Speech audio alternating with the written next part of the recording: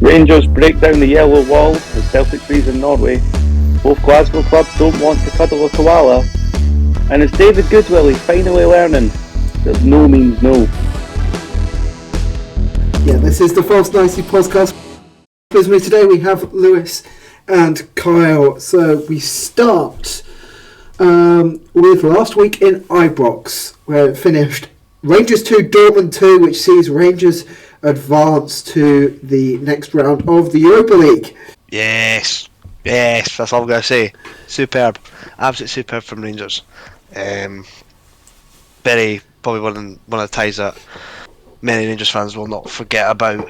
That's for sure. Obviously, breaking down Dortmund over two legs.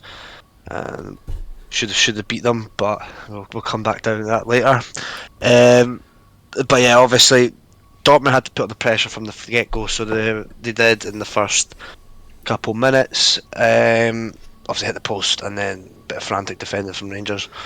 But yeah, apart from that, Morelos was solid with his how he normally does, holds up the play, getting wee niggle free kicks and that. And obviously that's talking about the first goal as well. It came from sort of a couple headers about and then a good interception from Arfield. Came out to Aribo and then Kent on the wing as per usual, and took his man on and got clipped in the box. To be fair, where I was sitting didn't look like it was a penalty, but obviously once you see on the tellies and stuff like that, it was in the box. So yeah, then obviously a bit of I'm looking for the word.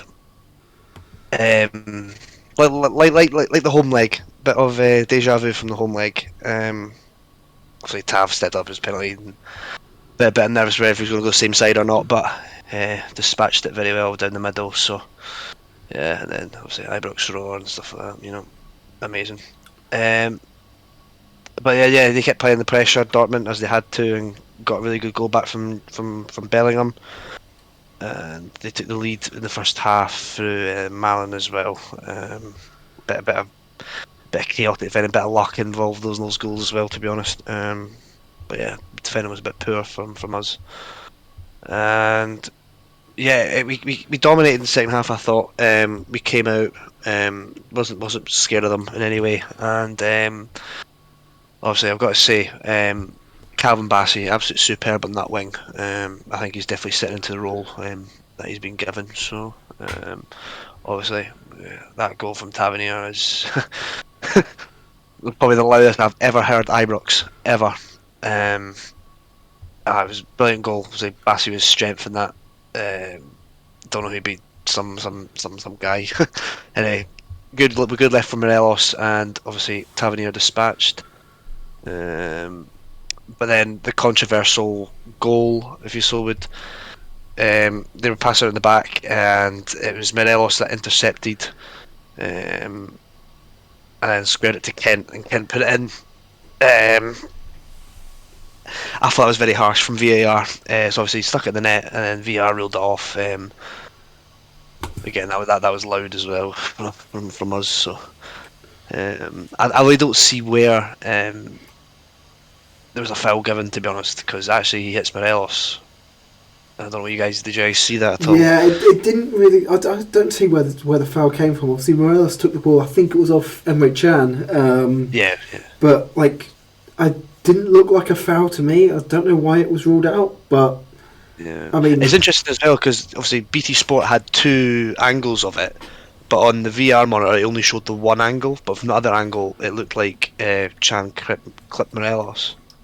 Obviously you've seen it on the telly, but obviously he didn't see it on the VR monitor, which I thought was a bit strange. But yeah, it was a strange one, because I think for some angles it looks like Morelos goes down and then catches Emre Can, but the other angles it looks like Emre Can catches Morelos. But I'm going to say, I haven't seen both angles, I do think it was Morelos was challenged. So I think Morelos went down under a challenge from Emre Can. You didn't think it was a chopped off goal? So I don't think it's a talked off goal, because I don't think he's He's I no don't think offside. there's no foul. Aye, there's no foul. Well, I think there's a foul, but it's not a foul on Emre Can. It's a foul on ŭРᴉℲ. Yeah. Obviously, he played on and scored, so the goal should have stood. But anyway, VR has been good to us in European games, so I guess we had to let one over. But yeah, do you want to talk about who we got in the next round, Sam, or do you want to leave it to so later? Rangers have drawn Red Star Belgrade in the next round, which I think is a really, really good tie for them. Yep. Yeah, really good tie. I'll say it's going to be a cracker, I think, as per usual. I think as well is the fact that it's Belgrade, Red Star Belgrade, who have, been said to have a really, really good atmosphere at home at their stadium. So it's going to be two really, really good atmospheres. I've had looked for flights. I don't think I'll be going to that one, but I think as well is that it was probably the best tie that Rangers could have got if they wanted to advance. Because looking at the other teams in that draw, they could have faced some really, really tough teams. But I think I would have taken that tiny wee club though from Turkey. I would have taken that. Well, Galatasaray. Yeah. I mean, Galatasaray, or you could have got Spartak Moscow and then just got a bye to the next round like Leipzig did. Yeah, I know. That was ridiculous. But anyway, but yeah, no, I was really hoping to get West Ham. I really wanted West Ham. Oh, that would have been a brilliant tie. That'd been a cracker tie. But obviously, Belgrade's very favourable. I think they drew with Midtjylland and they got beat off Braga, or other way around. I'm not too sure. I'm not too sure. Let me have a look at their. Yeah. That's I looked up. But obviously, we've beaten both those teams, so it's definitely one we can win. Obviously, it depends on our mentality and how. Yeah. So the game against Midtjylland, they lost at home and drew away. They beat Ludogorets in both games, and they beat Braga.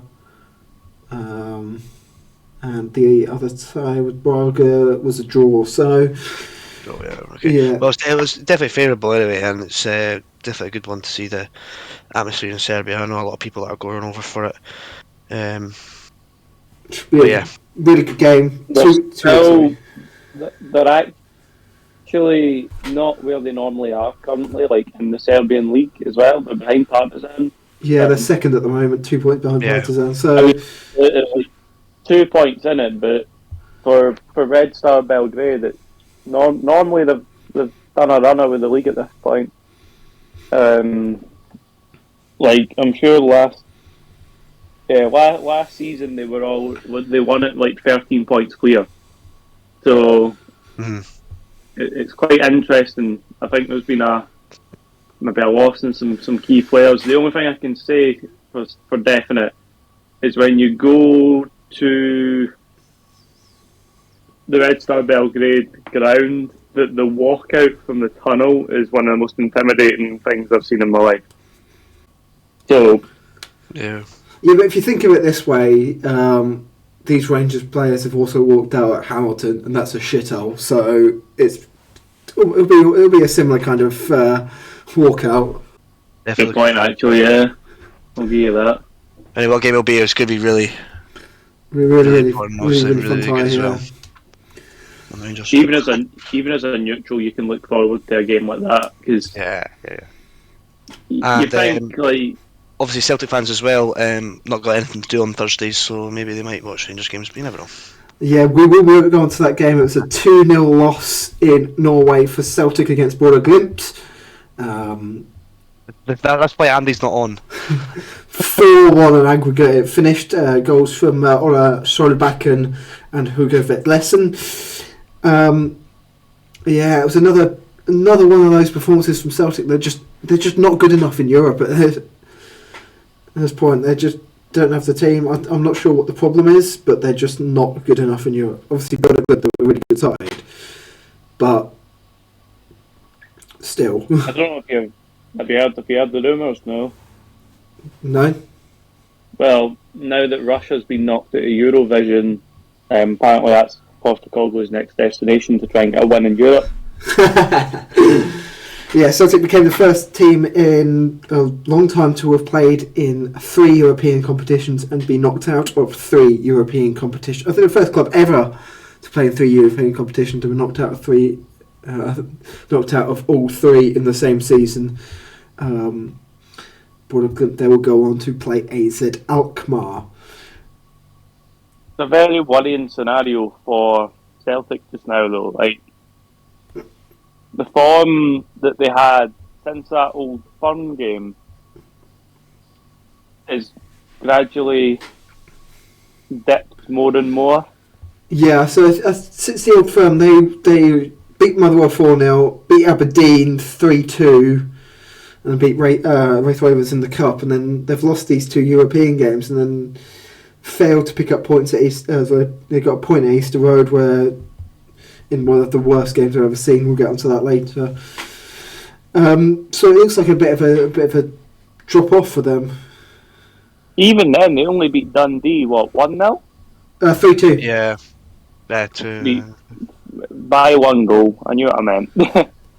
Like, it's not the fact that, like, end of the day you won 3 points on the board, but you've leaked 2 goals from a side that could go out and take on the rivals and probably one of the best put together squads in Scotland, and put 3 goals past them inside 45 minutes, and then you go out and play against Dundee and you let 2 goals in, and you're almost fighting to try and get the 3 points. It's just like us, mate. Us in the league form and in Europe. We'll get on to the league now.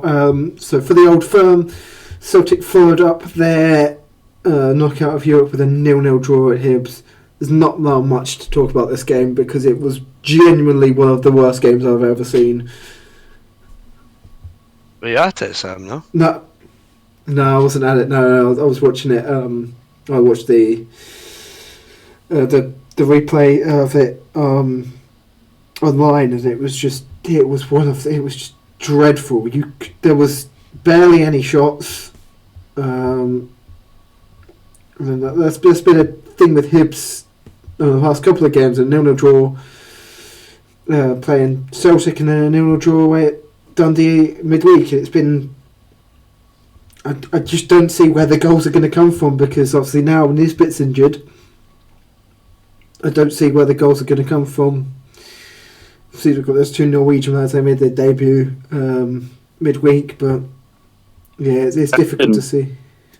Christian Delight just kind of fell off a cliff a wee bit. Yeah, he has. Yeah, used to bang goals in on all cylinders, and I don't think he's. I think he's maybe scored about 2 or 3 times this season.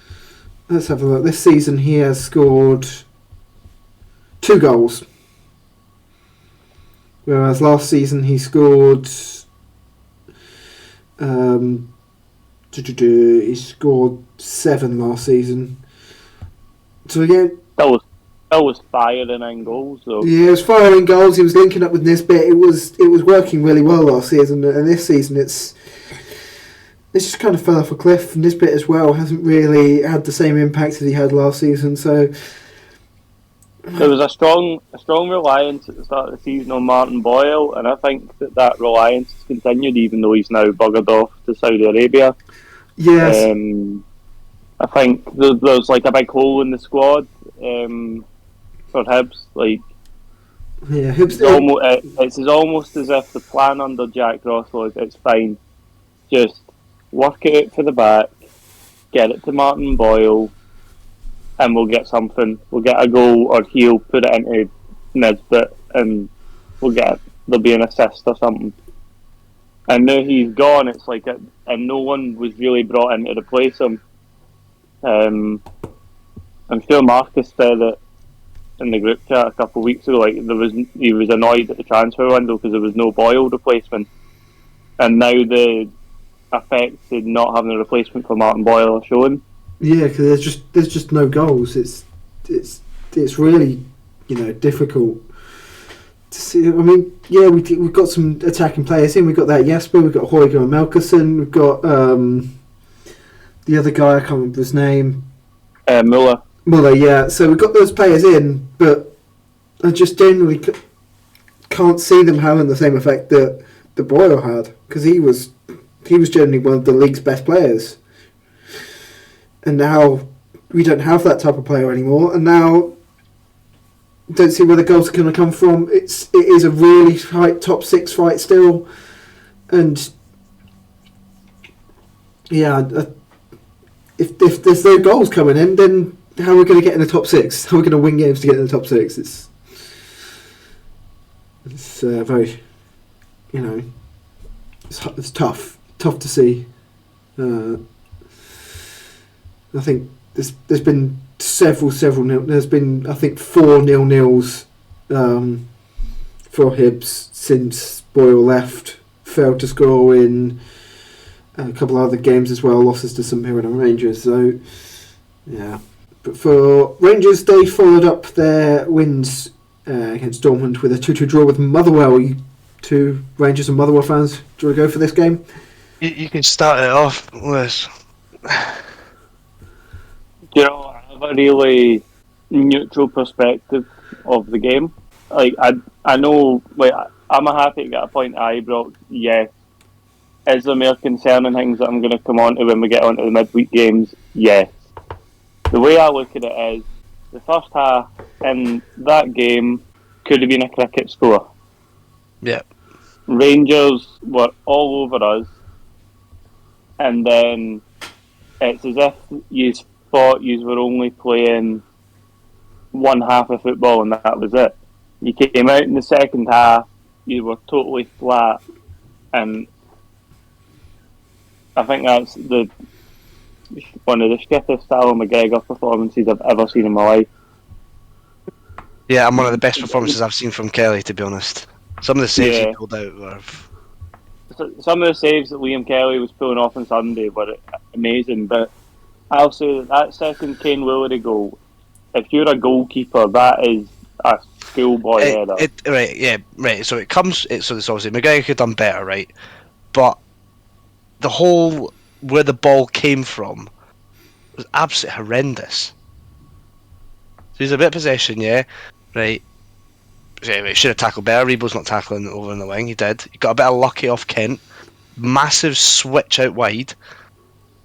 Tav gets done by a joke of a ball. Goulson gets pegged. Tav gets done again, and then goal up through McGregor's legs. And I was just like, as soon as you scored the one, right, I was saying, right, well, we'll fuck this up. Like, this is, I got a draw written over it because you can honestly predict it now. Had it not been for Calvin Bassey in about the 89th minute, 90th minute, you would have lost that 3-2. Oh yeah. Willery was, because Willery got clean through again, and had Bassey not been able to keep up with him, it would have been like clean cut through on goal. Just want to talk about briefly is the 2 Morelos offsides. Right. One I think was, one wasn't, or it was very close, like very tight. There's no way that the refs could have seen that. I think the second one was quite tight, but the first one was definitely offside. First one was definitely offside. Yeah, first one was offside. But the second one I had quite a decent view from where I was sitting, and there's no way the linesman can see that if he's offside or not. I don't think he was, to be honest. If so, it was very, very, very close. This is another call for VAR though. I think there's a meeting coming up soon. Yeah, I did see something today that the Scottish referees have been testing VAR, but they don't want to put it into the league until they get it dead on right. Yeah, that's good then. Which it's until they've installed the wee backdoor virus in it that automatically awards penalties to Rangers. Insert SIM card here, please. Obviously, I was quite enraged when I was saying that. If it's at Parkhead, it's something that rhymes with SIM card, but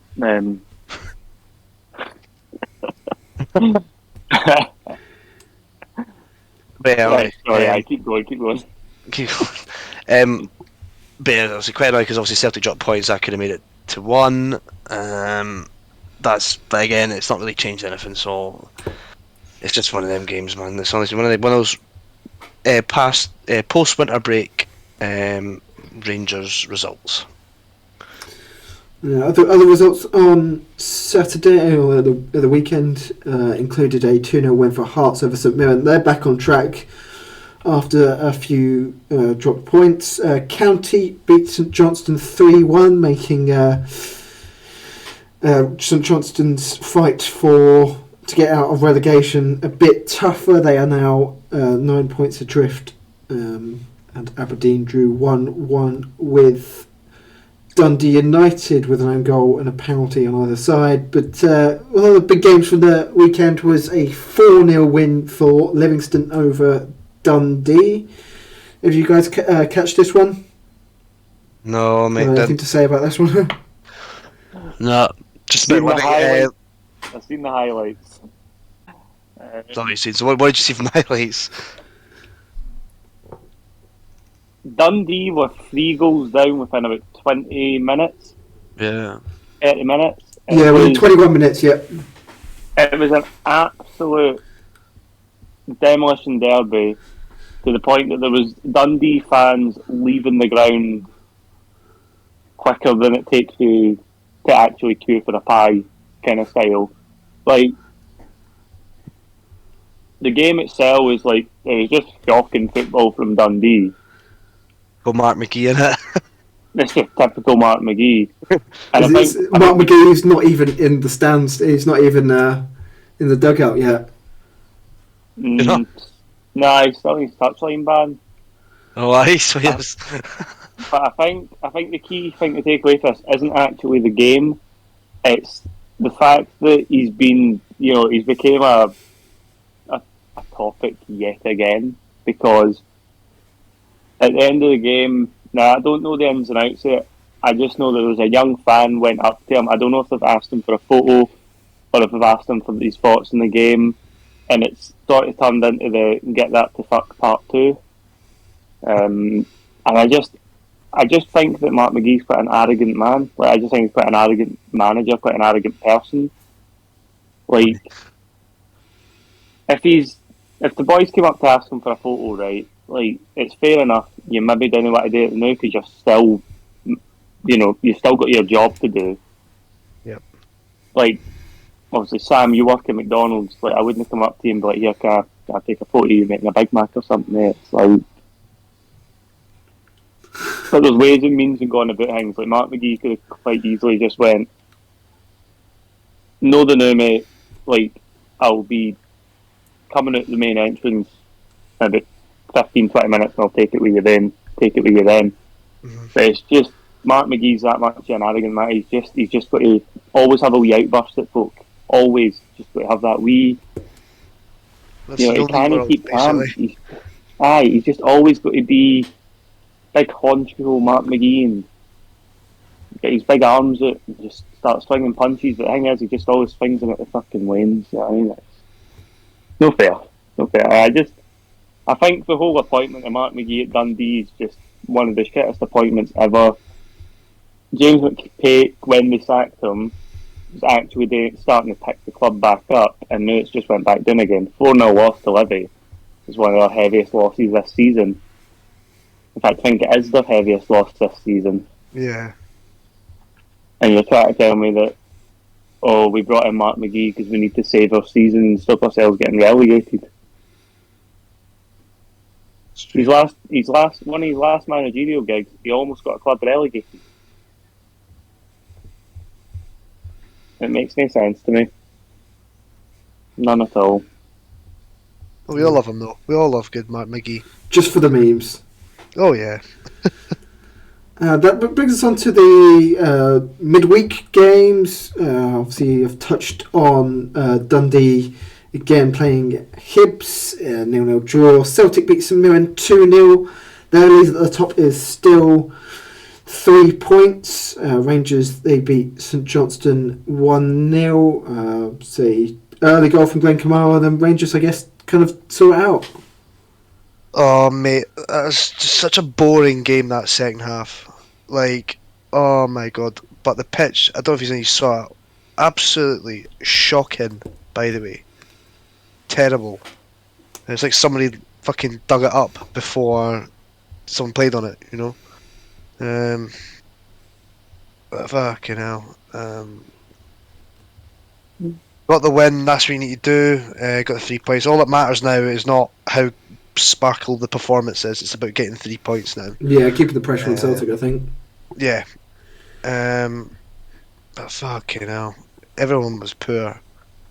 Like, the only person I would give pass marks to is Calvin Bassey and Glenn Kamara. That's genuinely it. Everyone else is just poor. But the only good thing is, at least Alan McGregor didn't have anything to do. But to be fair, either did whatever. I don't even know who was in goals for St Johnstone. It wasn't Thingy, Clark. It was some other guy. Yeah, it wasn't Xander Clark. It was Elliot Parish. Yeah, Parish is the one. But yeah, he had nothing to do either, really, apart from that shot. It was just such a poor game. I just could have fell asleep watching it. Had a Borval at half time, and I was just like, finished this in about 2 minutes, honestly. So boring. Really, really boring. Hearts beat Aberdeen 2-0. They have pretty much sewed up third place now. They are now 12 points clear of Livingston in fourth, and also quick maths here, 18 points behind Rangers. So third place is pretty much theirs now. They've got 2 wins on the bounce. Livingston, they beat Dundee United by 2-1. Again, it sees them into fourth, point clear of Hibs, and 2 points clear of the bottom 6. Again, another decent performance from them. All round, players looked good. So that puts them in a good position. And Lewis, you were at Motherwell. They lost 1-0 to Ross County. This is just where I go into rant mode. Genuinely, I'm frustrated. I've got no words for the game. Was a Reagan Charles Cook penalty. That's all you need to know. It's genuinely one of the worst Motherwell performances I've seen. The last time I've seen us play that bad, we lost 5-1 to St Johnstone back in 2018. And I don't understand how we can go from taking points off Rangers at Ibrox to getting beat off Ross County. There's just no fucking consistency in our lineup. There's no consistency in the team selection, and there's no consistency in the team actually want to go out there and play for results unless it's against the big two. We've not actually won a game all season. Not all season, sorry. This year. Since January. It's been draws or losses. The only one game that we've won was in the Cup. There's been no league wins. Sorry. No league wins since the start of the year. Yeah, no league wins all season, just 2-1 wins over Greenock and Aberdeen in the Cup. That's it. And I get it. Like, I think we're in the same situation as Hibs, where we've lost a big key player in Tony Watt, but there's one man that I just want to talk about because he's my nomination for Fanny of the Week, right? Fanny of the Week. Right, every pod we're gonna have a Fanny of the Week, right? No, because it would just be you saying Ange Postecoglou every week. No, genuinely. Jay, this is my nomination, right? Stephen O'Donnell, okay? Stephen O'Donnell. Because I want to explain it, right? There was actually a guy last night at the game behind me made this like really good point, right? You put Stephen O'Donnell in the Scotland team at right back. Nope. He goes to Wembley. He gets Raheem Sterling, Jack Grealish, Phil Foden, Harry Kane running at him, and he's like prime fucking Cafu. He's got Reagan Charles Cook running at him last night, and he's like prime shit. Like, genuinely the worst performance I've ever seen in a Motherwell shirt last night. he was getting the ball off of Kelly, or he was getting the ball off of Ricky Lamy, like any of the sort of back players, or it was getting played back to him, and he just stand there for about 2 minutes trying to work out what the fuck he was meant to do. It's as if the ball came to his feet and he went, "What am I meant to do with this again? Oh, I'm meant to kick it." Like, and it's just every time he got it, he just wanted to put it up the park as far as he could, just hoof it up the park, which wasn't working because Ross County had just figured out what we were trying to do. There was no change in tactics. Like the plan was we were trying to work the ball into the box to get it to like Van Veen or get it to ŬұрᴜℲ and put a shot on goal. When Ross County had figured that out, they just put all the defenders into the box. So at that point, should we not start trying to shoot outside the box or for different angles, you know? I think last night we would have registered. I don't even want. Oh no, sorry, it wasn't a Reagan Charles Cook penalty. It was Humble that scored that. Charles Cook came close with a goal. We had 17 shots last night, and 3 of them were on target. Ross County had 6, and 3 on target. Right, 61% fucking possession, more corners than Ross County, and we still fucking lost a game. We've dominated in the actual field, we just can't score goals. And we've got players on that pitch that shouldn't be on that fucking park. Why the fuck's O'Donnell playing, but Bevis Mugabe's sitting on the bench? I know Mugabe's not an out-and-out right-back, but Bevis Mugabe should be nowhere near the Motherwell bench. He should be in the starting 11 every single week.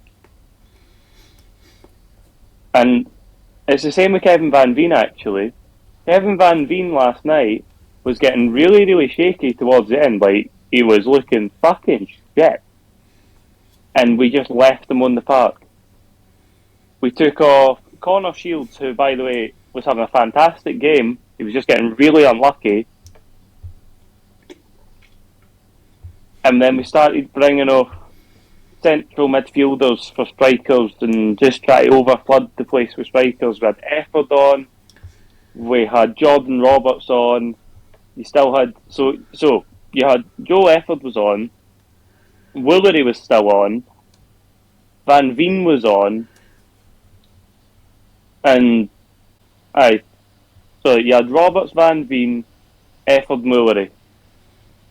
You had 4 strikers on, and it was just ridiculous. The whole game was just ridiculous. It was an absolute disaster class yet again from Alexander. Now I've stood by Alexander all season, but I've stood and said, give him a chance. It's his first proper full season in charge. The results will come. The results came when we had Tony Watt, and now the results aren't coming. I get sometimes folk try harder in training and it gets them further up into the starting 11. Folk get injured, so you can't put them in the starting 11. Folk fall out with the manager, he doesn't want to put them in the starting 11. But constantly changing the setup of the team isn't good for the team. Unless you've maybe got a squad that's better in the league and a squad that's better in Europe. In the case of like Rangers and no Celtic anymore, but like Rangers can quite easily go out and play a weaker team against Dundee and play that stronger team against Red Star Belgrade. That's fine. We've not got squad depth, Alexander. You can't keep changing it. So 3 things you need to do are start picking the team that works the best. Get Nathan McGinley to fuck. Get Stephen O'Donnell to fuck. Just fucking sort the club out. It's a fucking nightmare. 2-2 draw with Rangers and then a 1-0 loss to Ross County is not where we should be. I should be a 2-2 draw with Rangers and a 1-0 win against Ross County. no fucking form because you can't pick the fucking team. Yeah, well, I think we're going to move on now, but I think we're going to have another rant started now. Because moving on to the news that came out during the week, announced by Celtic and Rangers that they will be travelling to Sydney in November of this year for the Sydney Super Cup, containing teams of Celtic, Sydney FC, Rangers and Western Sydney Wanderers, as a friendly competition to be played during the World Cup winter break. Now, there's been a lot of... We'll see the first Old Firm happen outside of Scotland. We see the first friendly Old Firm to happen. And there's been a lot of people against this. It's been a very contentious subject. There were banners at Rangers during the week as well against this. Kyle, what are your thoughts on this Sydney Super Cup? It says everyone that I've spoke to, Rangers fan and Celtic fans, right? Not one person has agreed with this. I think it's absolutely barbaric, stupid, idiotic. It's just, there's no... Like, I understand the reasoning. Like, I understand why this is all, but why does Rangers have to get involved? It's literally... Ange came out yesterday or today, whatever it was, saying that it's basically for him. It basically is. He's all over the brand and stuff. So why the fuck are the club just... Alright, okay, yeah, we'll do it for you. No, it's the biggest fucking derby. Would you see any other derby doing this? For like other, like your biggest rival's other manager? No. Well, what I wanted to say is that this is it kind of shows that the Scottish clubs are kind of getting involved in this more worldwide, international kind of make money from elsewhere kind of thing, because you see clubs of like Barcelona, Real Madrid come together, they do the Super League kind of thing. You see Real Madrid, Atletico, they play each other in this international Champions Cup friendly tournament all the time. You see clubs like that do that all the time, the big clubs of the world. But they're different rivalries. Yeah. Yeah. You don't see Boca and River doing this kind of thing. Yeah. You don't see Boca River Plate doing it. You don't see Red Star Belgrade Partizan doing it. No. You wouldn't see you wouldn't see like Millwall and West Ham doing this. It's over commercialisation, and it's not actually thinking about the fans. No. I think, and I'm sure Kyle will agree with me, the Old Firm, for a lot of Rangers and Celtic fans, is about more than the football. Now, I do not mean that in a religious perspective, right? I don't mean that people seeing it as one side of Christianity against the other, because I'm sorry, but religion's got fuck all to do with football. But it's you're playing for pride in those games. It's the bragging rights that you're playing for. There's no bragging rights when you play a friendly. Yeah. There's none. I can say from a Motherwell perspective, if they told me, "Oh, we're away to Dubai next week and we're away to play Airdrie," I would be just as angry as Kyle is about this. Yeah.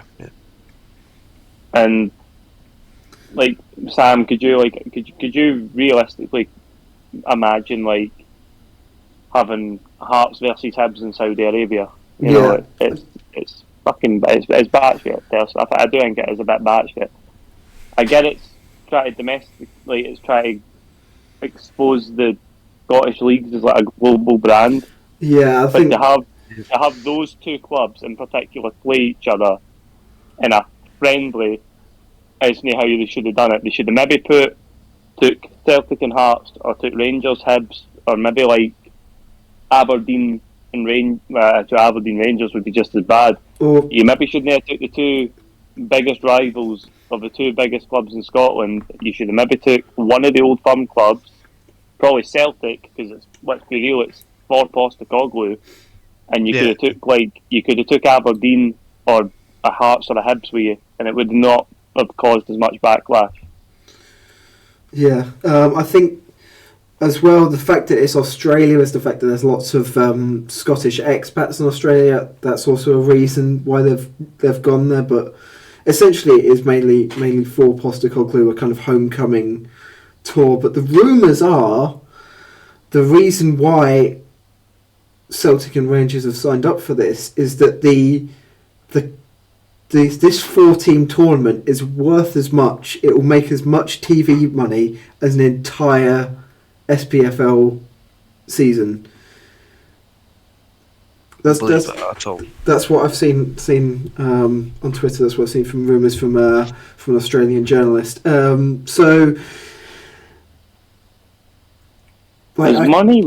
Does money really matter that much, though? No.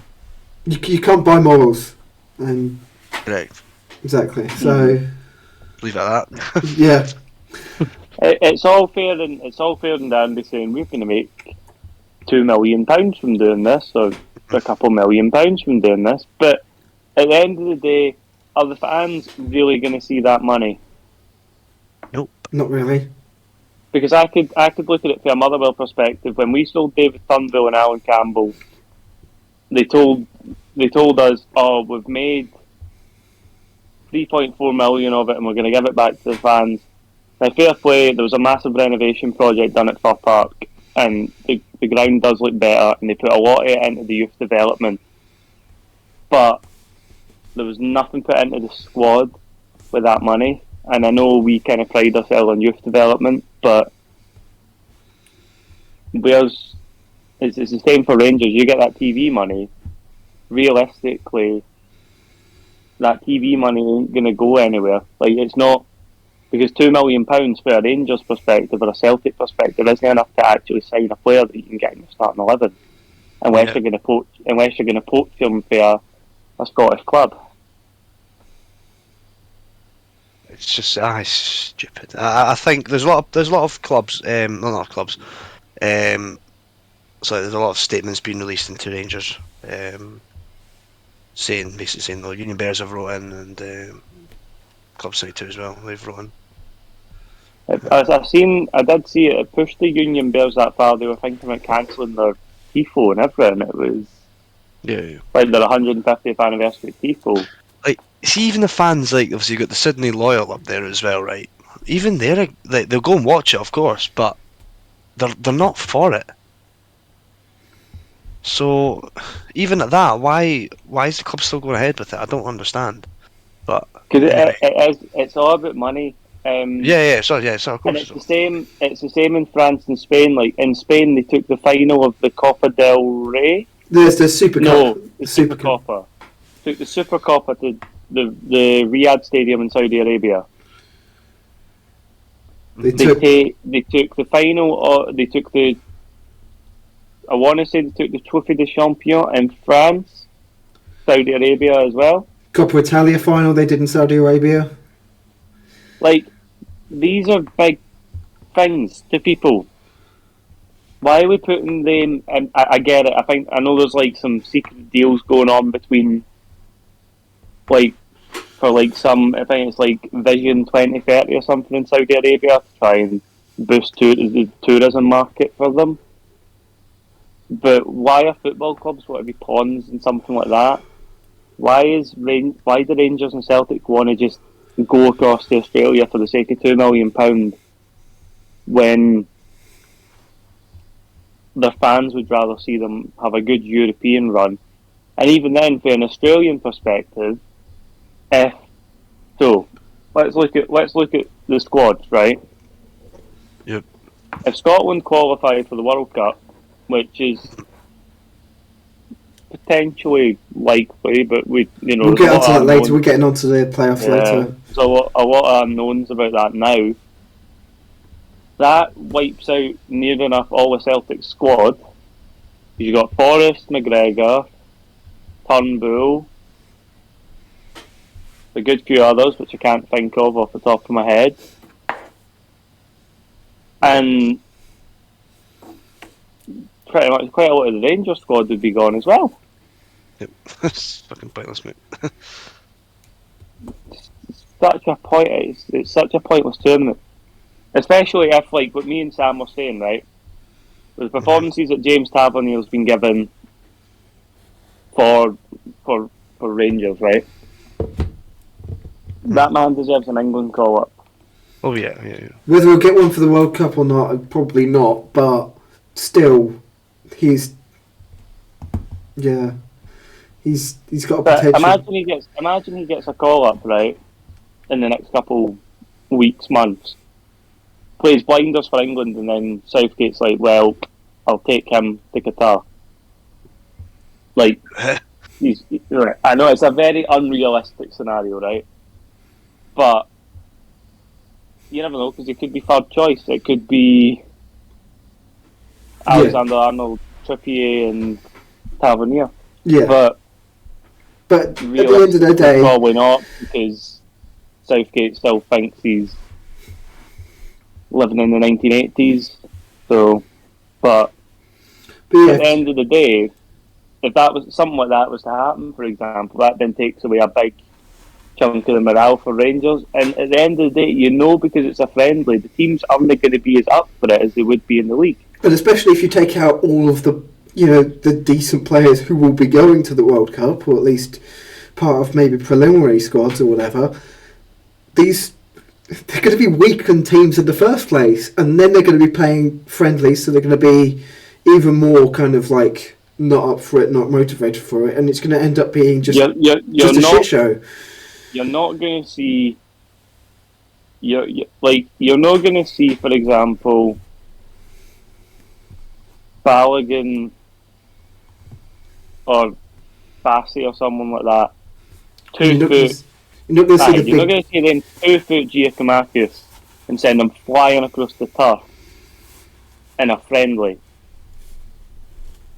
Mm-hmm. It's a derby game. Like, don't. Right, fair enough. And you know what they're going to do as well. You know it's guaranteed that they're going to set it up that Sydney play Rangers, like Sydney FC play Rangers, and Celtic will play Sydney Warriors. Western Sydney Wanderers, yeah. Western Sydney Wanderers, right? It's going to end up. It is going to be set up so it's an old firm derby, yeah. Although, given how Celtic do in competitions, it will be Rangers against whoever. Western Sydney, yeah. Aye. But even then, from a Western Sydney perspective, they're not going to they might not have all their players if Australia get to the World Cup. So, yeah. Bottom line is it's pointless. But this is just going to be a ranty pod for the next half an hour anyway, isn't it? Yeah, because even more to come. Because we are moving on now to a story we've covered in the last couple of pods. Is David Goodwillie. He has rejoined Clyde. All love him. This pod's getting cancelled. He's rejoined Clyde on loan, and today there has been a lot going on. The entire Clyde ladies women's team have quit. The entire team has quit, and the North Lanarkshire Council have said that David Goodwillie will not be allowed to play at Clyde Stadium. Obviously, North Lanarkshire Council own the stadium, and so if Goodwillie does enter the stadium, the contract that Clyde have with North Lanarkshire Council over the stadium will be terminated, and that the council themselves don't intend to renew the lease in 2023 anyway. Obviously it will be cancelled beforehand if Goodwillie does play a home game for Clyde. So it's essentially,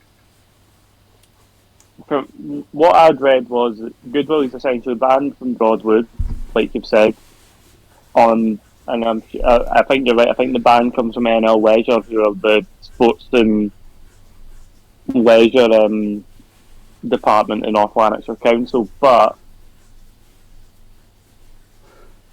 I'm sure that they also said they were going to actually look into ties with Clyde.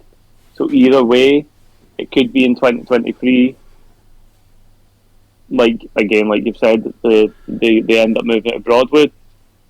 But I said it before the pod started, and I'm going to say it again. I do not think Clyde would have kicked this much of a stink up had it not been for the whole fiasco at Raith Rovers. Because he played there he played at Clyde for 5 years before going to Raith Rovers, and it was like all just kind of swept under the rug. And now he's came back to Clyde, and now all of a sudden Clyde, because they've not really got a choice in the matter, and they have to take the moral high ground here, are going, no, we can't have him playing for us. But you still took him back on loan. You still took him back. Yep. You could have just went, no, we don't want him. He's got too much of a dodgy pass. That's the end of it. But you didn't, Clyde. You still took him back on loan. Yeah, I don't understand why. Fine well knowing what the repercussions of that would have been, and fine well knowing what was going to happen to you. He's a fucking idiot. I think that's a good place to leave it. Yeah, you literally cannot excuse literally signing a player on loan. Yes, he was at your club beforehand, but he's kicked up there's been such a kind of backlash against him signing for another club. Why would you go on ahead and sign him again? Yep. It's just crazy. And I think North Lanarkshire Council, they've made the right move there. Whatever happens now, we don't know what Clyde will do next, but we do know is that we'll update you on any happenings that go on. Yes. So we'll move on. I will on. agree with something, right? And it was something that I seen on a Facebook comment, right? Now, I do not endorse in any way anything that David Goodwillie's done, right? Any of it. It's all fucking disgusting, and at the end of the day, he's still done it. But in a way, right, we can't just keep hanging him out to dry. No. It's no actually fair on him for him to keep bouncing around clubs. Now, in his defence, he should, no, in his defence, sorry, to go against him, when all that happened, he should have retired there and then. He should not have kept playing football. But there's plenty of serial rapists and serial sex offenders who are never put in the news. You know what I mean? Yeah. And as soon as good, this is the thing. So now you might go back to the Rovers, so then loan him out to another club, and then that other club's going to go, no, we don't want him, and it's not actually a good thing for that player. Now I know Goodwillie's done something inexcusable, but it was 5 years ago. He was convicted of it, and it's like you can't just keep that. You can't keep messing about with him. You've got to either, you've just got to tell him, look, we don't want you, or look, here's a club that does want you. That's it. Stop sending him out backwards and forwards, because it's actually, I think basically what the post said is when he was at Clyde for those 5 years, there was nothing happened. Now all this has happened, and it's not actually fair on him, because he was still playing football for Clyde, and now all of a sudden, because one club kicked a stink up about it, and rightly so, I guess, rightly so. And I'm not saying that they've not got a right to denounce any of these actions, because that's right. It's right to say, look, this was wrong, and this is why we don't want him at the club. But you can't just keep playing ping pong with the guy, because it's no fair on his mental state. Exactly. Just either kick him out the sport completely, or just kick him out the sport completely, or find a club that does want him.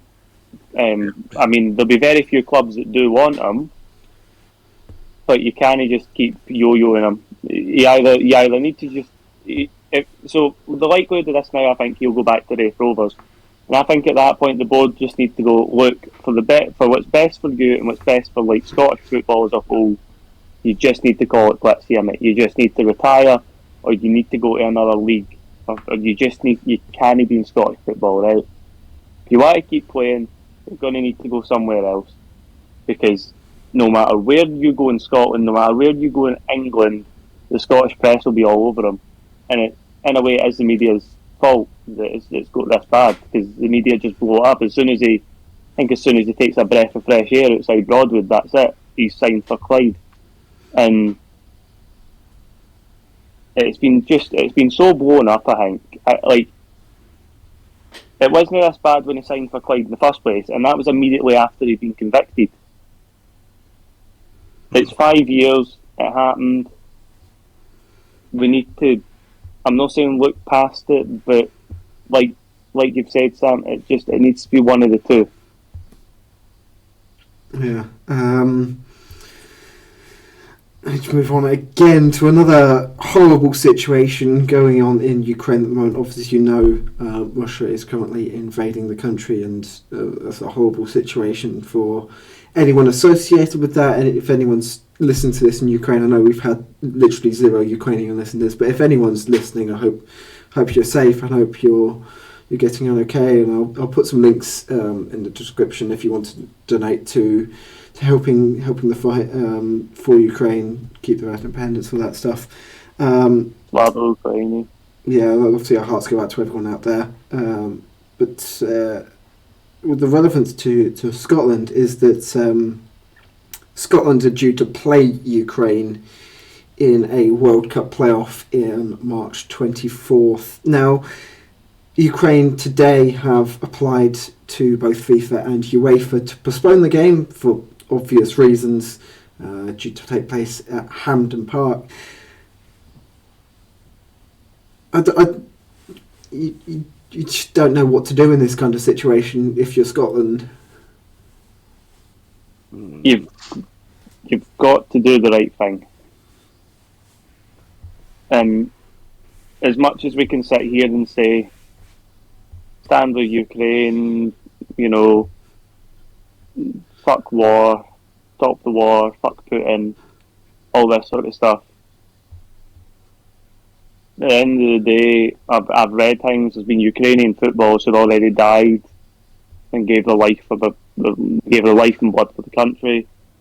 You've got players like Zinchenko. You've got players outside of Ukraine playing the Premier League. You've got the guy at Everton whose name I forgot.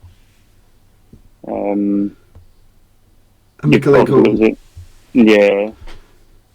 You've got Zinchenko at Man City and Yarmolenko as well at West Ham. And they're kind of like the star players there.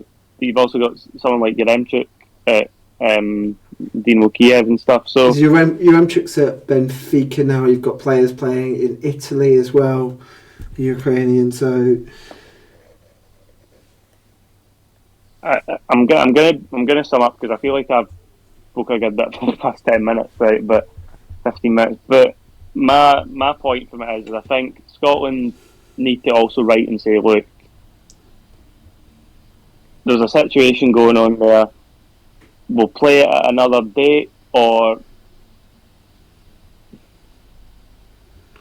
I mean, it's an awkward one, because you know that in a way FIFA's going to want to push it on. Yeah. So FIFA might just go, well, look, you can't play, so we're just going to have Scotland against Wales or Austria. But then I'd feel terrible if that's how we got to a World Cup. Yeah. There has been talks about maybe if Ukraine can't make it, we can include Finland as well instead, who were knocked out by Ukraine. That's not fair. It's just not fair. It's not fair. It's just not fair at this point. There's also been talk about, okay, Scotland have to do the right thing and let Ukraine just go on with it, and that's not earning it. Okay, obviously Ukraine are going through a terrible situation at the moment, but you can't just give them qualification for a sporting tournament that has nothing to do with the war, right? Well, why must we just kept going and they just won the whole tournament? You can't do that. Yeah. No, you can't have that. And I'm not saying like folk would go on sympathy votes, right? And like that's not what I'm trying to say. But you know that in somewhere it would be like they've got past us, then they'll get to Wales, Austria, and Wales will be like, oh, but we can't beat them because that's a shame.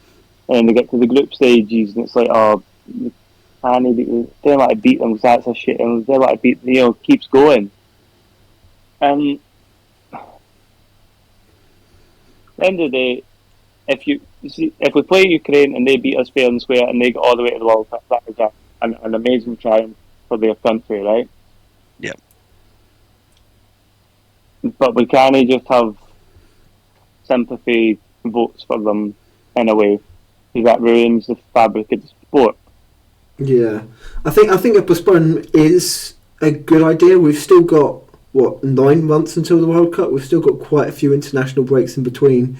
There is time to fit this in. If this war finishes in the next couple of weeks, couple of months, kind of thing, Ukraine will have time to rebuild, and then we can have this playoff. If we need to postpone it as late as we can, then we might have to do that. But do you know what I think would be better now? Reschedule the playoff, and we should move it to Kiev as well. I think that would be the fair thing. If it's safe to do so at the time that they want to do the replay, let Ukraine have the home advantage.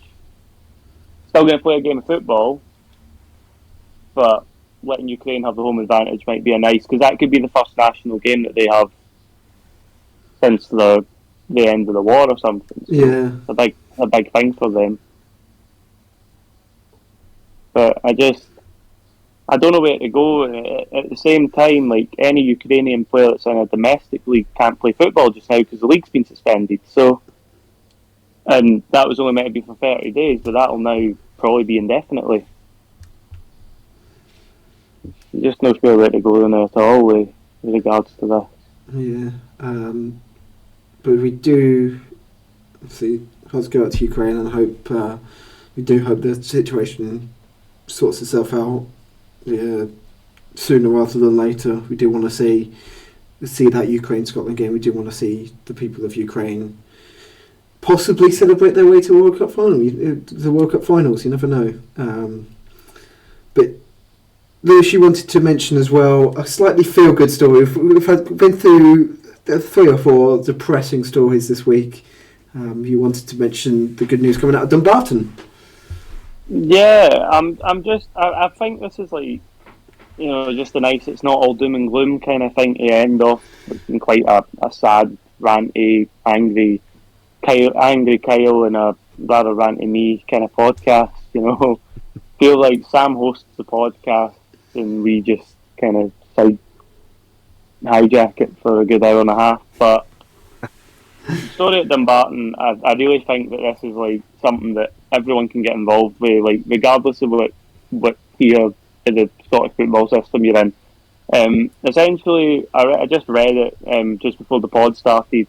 There's been a lot of young fans going to the Dumbarton games, and they've maybe been going to these Dumbarton games and singing a couple of songs, doing a couple of chants, maybe just encouraging the players. And the players have reported back to the board and essentially went, we love what these kids are doing, and we want to appreciate that. So the board have decided to get the manager, the coaching staff, some of the board staff, and they've rumoured, I think when they posted it, they're trying to tease that the players are going to turn up, just to get the kids kind of like, I could meet this player or whatever. But essentially they've just got the kids in for pizza and juice before the game on Saturday. But they're also going to have a discussion with the kids about what would make their match day experience better. And then they're also doing another bit to show them what's right to do it. Essentially they're trying to say you can have fun, but don't push it over the edge. So they're going to give them a talk about this is what you can't do at a football ground and this is what you can do at a football ground. And it's a good wee initiative, because it's not just for the club there, that's for the community, because then the kids are going to go back to school on the Monday, the ones that do support Dumbarton, especially in Dumbarton. Dumbarton's just outside Glasgow, a very a tendency, especially in the small outskirty towns of Glasgow, to support, Rangers or Celtic or as the Rangers or Celtic really. Yeah. But All I want to say this, you know how they're having these talks with the kids? I think Rangers should do the same, right? And they should have a discussion with the kids. What would make their match day experience better? I know what I would say. Better pies, bigger bovrils. There's going to be like that one like fat kid up the back where he's going to be like, we want tastier pies. I want a litre bottle of Coke or £2.90 or something. Yeah, it's like, but yeah, no, but that's good to hear. Obviously, it's good to obviously the next generation of fans. So to get them more involved, especially like this, is definitely a big positive. Especially if like one of the kids genuinely comes up with a good idea, like what if we do bigger bovrils. Bigger bovrils, or change the mascot, because the mascot's maybe as appealing to the kids. Like, I'm not saying change the mascot completely, but like a redesign of the mascot, or maybe more interactions with the mascot, maybe chances to meet the players a bit more, stuff like that. Yeah. Maybe fun days, maybe a chance for the kids to play football on the pitch, like things like that. It's good. Like, I think there's been a lot of good initiatives recently in Scottish football, especially the Hibs football for a fiver. Yes, I thought that was quite good as well. I think that's a good initiative from any club. A Motherwell do that as well. If there's ever a cup replay, it's always £6 to go. So it's just nice to see these things like football giving back. Yeah. It's not all doom and gloom in Scottish football. Yeah, we need to end this pod on a high, so there you go. But that goes back to. Do you know what? It goes back to the Rangers Celtic thing in Australia, and why the Union Bears, the Green Brigade, every kind of Rangers Celtic fan totally against it, because football's for the fans. And you know on the inside, see if Rangers stood up tomorrow and said, "Look, right, we're going to get some fans in here, like a buffet and some drinks, and we want your opinions." You know that friendly would never have been organised. Yeah, I mean, Dumbarton literally ended their statement saying, "You are valued at this club. You make the matchday atmosphere better for the fans, and most importantly, you are the future of Dumbarton FC." So that's one of the nicest club statements I've ever read, and it truly shows that there are clubs out there that care. Yeah. And if you've ever actually been to Dumbarton, it's actually quite a cool wee stadium. It sits right on the edge of the coastline, kind of like Gayfield, but a wee bit worse.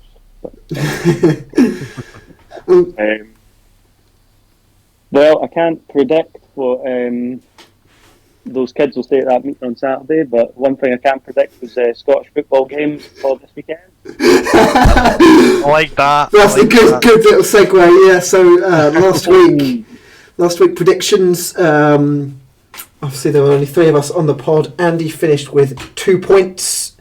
The other guys didn't actually submit their predictions, and then it was me and Lewis. You both got 6 points. So for this season, currently the standings are Marcus and Gary are both on 0. Kyle is on 11. Andy's on 14. I'm on 20, and Lewis is on 24. So one of the guys will be they're still on 0. Will be behind the Mars bars this season. Yeah, you can at least submit one prediction at least. Oh yeah, go on. Yeah. So the game's coming up this weekend. Starts with. Can I do one of the guys' predictions on his behalf? Go on. 3-0 Hibs. It doesn't matter who they play. 3-0 Hibs. for Marcus.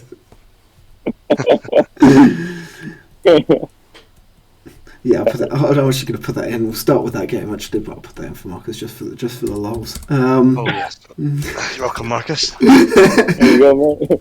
You get 3 points off me. Yeah, so we'll start with that game. It's Hibs. Chunky in addition to my mouth gloves. Start with that game. It is Hibs versus St Johnstone. Dear. Scrappy, 1-0 Hibs. Hibs St Johnstone. Aye, I think I'll have to agree with Kyle. 1-0 Hibs. Scrappy 1-0, not just a 1-0, it's a scrappy 1-0. You know what? It's been 2 0-0s in a row, and I just generally do not see where the goals are coming from for Hibs, and Dundee are. Sorry, St Johnstone are pretty poor recently, so yeah, I'm going to go 0-0 again. Oh, I wasn't saying Hibs are going to score the goal. It's going to be an own goal. Own goal. So next we go from the other side of Edinburgh. They travel to Dundee United. Then the last time they played them, they won like 5-2 or something. Back in November. That was yeah, 5-2. 5-2 it finished. That was a pre-January transfer window. Yes. Hearts. I'm gonna go. Just look at the stats here, right? It's interesting. Previous matches, which is 21 previous matches, the past 21. Dundee United have won 9, drawn 5, and Hearts have won 7. That's interesting. And going by those predictions, not predictions, statistics, I'm just going to say a 0-0 draw. I'm going to say 2-0 Hearts. Yeah, I think I'm going to go with. No, I'm going to go with probably 3-1 to Hearts. Yeah. Then we have Motherwell facing Dundee. The last time we went up there, we conceded 2 goals in quick succession. Just want to point out these. At home? No, that was up at Ben's Park. Last time we played Dundee FC. It was 3-0. It was 3-0, and it was two goals in very quick succession. Yeah. This was when they still had Cumberland. I want to say Motherwell win this 2-1.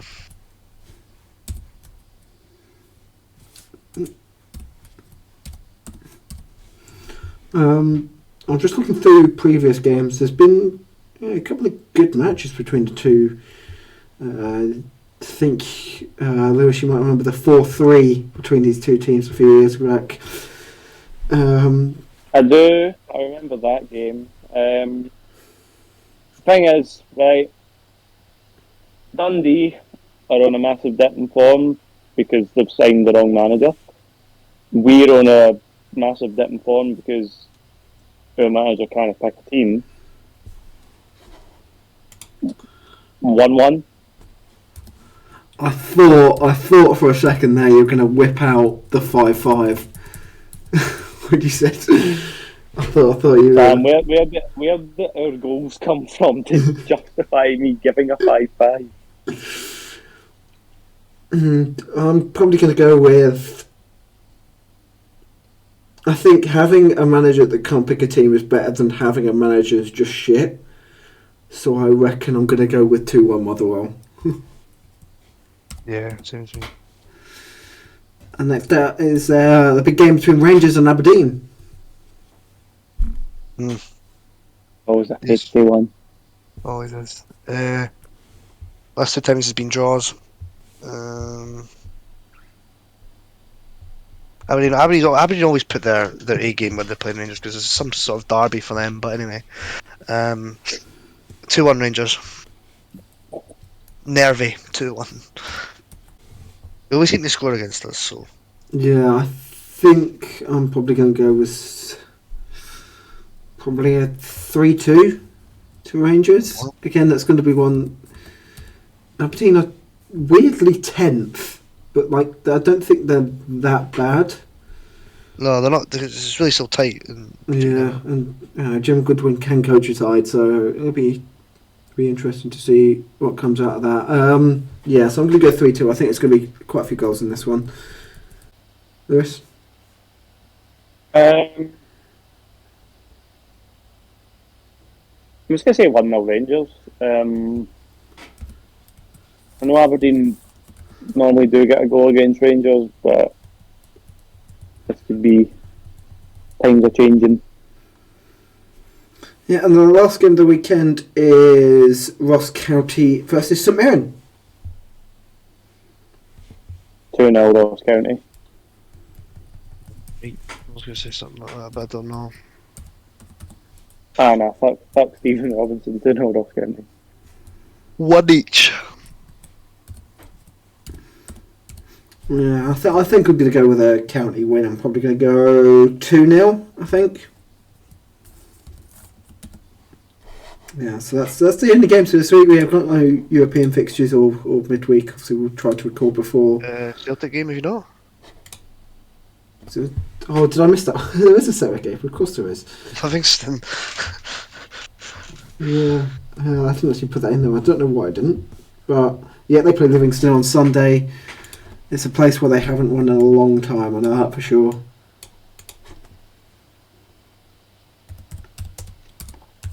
Would it be strange to bet against them and say 1-0 Withy? No. Not at all. We've not won there since I'm going to 2007. say 1-0 Withy. Yeah, I think Andy said that last week. They haven't won there in a long time. 27, I think. 2007. 2007, yeah. Rightio. I am going to go for 1-1 again. I think better draw. 1-1. They're going to be against the form. They've just been. Well, it took ages to score against Thingy. What's the score last time they played each other? It was 0-0 in October, and in September, Livy won 1-0. Oh wow. So it was Yeah, a home 1 each. game. I'll stick with 1 each.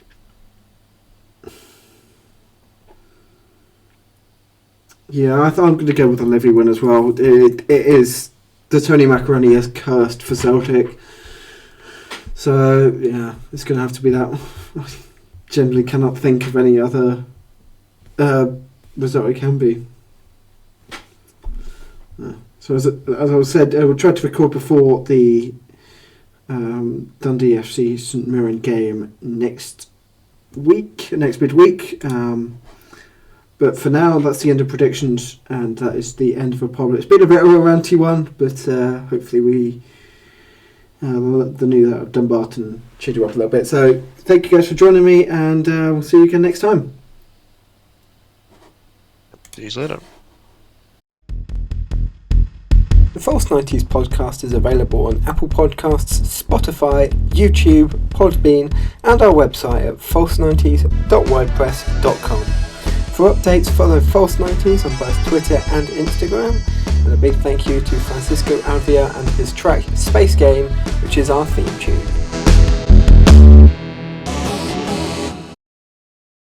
No, I'm going over in July, mate. Oh, you're not going for the Sydney Super Cup, Kira? No, fuck.